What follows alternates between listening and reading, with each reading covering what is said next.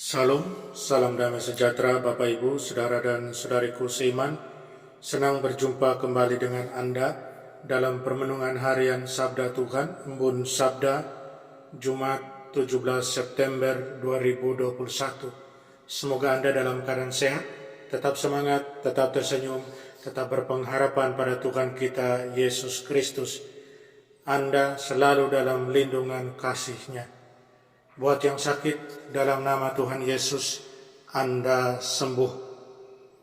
Hari ini, gereja mengajak kita untuk merenungkan dari bacaan pertama yang diambil dari surat pertama Rasul Paulus kepada Timotius, bab 6, ayat 2c sampai 12, di mana Rasul Paulus mengingatkan Timotius bahwa dalam pelayanannya dia tidak boleh untuk mendasarkan pelayanannya itu pada cinta akan uang, karena cinta akan uang adalah akar dari segala kejahatan. Tetapi dalam pelayanan, pemberitaan tentang Injil haruslah didasarkan atau haruslah mengejar keadilan, takwa, kesetiaan, cinta kasih, kesabaran, dan kelembutan hati. Rasul Paulus ingatkan Timotius bahwa mengejar hal-hal yang tadi adalah hakiki daripada mengapa dia dipanggil.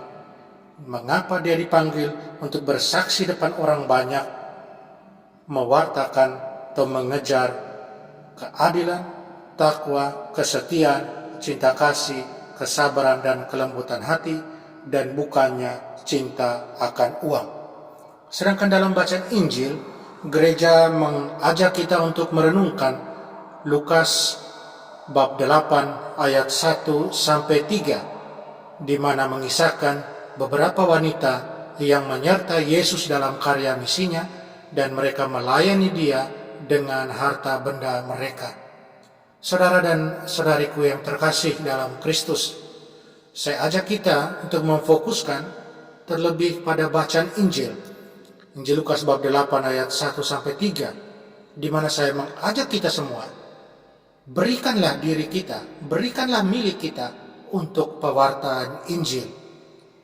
Saudara dan saudariku yang terkasih dalam Kristus, apakah Anda dan saya siap untuk melayani Tuhan dan mendukung karya pewartaan Injil dengan sumber daya pribadi kita? Selama 3 tahun pelayanan publiknya, Yesus dia bepergian ke banyak tempat. Dan Injil hari ini mencatat bahwa sekelompok wanita menemani Yesus dan ke-12 rasul.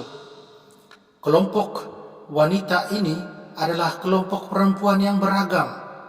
Mereka berasal dari keluarga kaya dan terkemuka, tapi ada juga yang pernah menjadi pelacur, mereka yang menderita kelemahan mental dan fisik. Saudara dan saudariku terkasih dalam Kristus, kita tahu bahwa Maria Magdalena telah menjalani kehidupan yang sangat bermasalah sebelum Yesus membebaskannya dari 7 setan. Dia sesudah dibebaskan oleh Yesus, dia sungguh menjadi murid Tuhan. Dan luar biasanya Yesus memilih dia mendapat hak istimewa untuk menjadi orang pertama yang melihat Yesus sebagai Tuhan yang bangkit. Kemudian ada Yohana yang merupakan istri kepala keuangan Raja Herodes, seorang wanita kaya di istana. Kedua orang ini tidak mungkin keduanya bertemu dalam keadaan yang lain. Pertanyaannya, apa yang menyatukan mereka dalam ikatan persahabatan, pelayanan, dan kesetiaan kepada Yesus? Jawabannya, yang menyatukan mereka adalah Yesus dan pesannya tentang kerajaan Allah. Dan inilah yang mengubah para wanita ini. Tidak seperti para rasul yang sangat bangga menjadi 12 orang pilihan, para wanita ini tidak mencari posisi. Yesus menyentuh mereka begitu dalam sehingga mereka begitu bersyukur dan mereka melakukan apapun untuk dia, bahkan pelayanan yang tidak penting. Mereka membawa hadiah sumber daya mereka kepada Yesus untuk digunakan sesuai keinginan Yesus. Saudara dan saudariku terkasih dalam Kristus, Apakah kita lebih seperti para rasul yang sadar status, yang peduli dengan posisi mereka, atau seperti para wanita ini yang puas melayani Yesus dengan tenang dan dengan penuh kemurahan hati dengan memberikan sumber daya pribadi mereka? Dalam keadaan jatuh kita, kecenderungan alami kita adalah ingin dilayani dan ditempatkan terlebih dahulu dan menghindari memberikan terlalu banyak dari diri kita untuk melayani orang lain. Lagi pula, siapa yang lebih suka mengambil tempat rendah dari seorang hamba yang mendahulukan kebutuhan orang lain di atas kebutuhannya sendiri? Saudara dan saudariku, dalam hal ini Yesus adalah teladan terbaik buat kita, karena dia datang bukan untuk dilayani, melainkan untuk melayani dan untuk memberikan nyawanya menjadi tebusan bagi kita. Kita baca dalam Matius bab 20 ayat 28. Injil menghormati para wanita ini yang meniru Yesus dalam kasih pengorbanan tanpa pamrih dan pelayanannya yang rendah hati. Saudara dan saudariku terkasih, hak istimewa kita sebagai anak-anak Allah dan murid-murid Yesus adalah diberikan kesempatan untuk berpartisipasi, melayani sebagaimana Yesus melayani dengan kerendahan hati, kasih tanpa pamrih, kemurahan hati, sukacita, dan kesiapsediaan untuk melakukan apapun yang Allah minta dari kita. Tuhan pada gilirannya akan memberikan kita karunia dan anugerah yang baik yang kita butuhkan untuk melaksanakan tugas dan misi kita.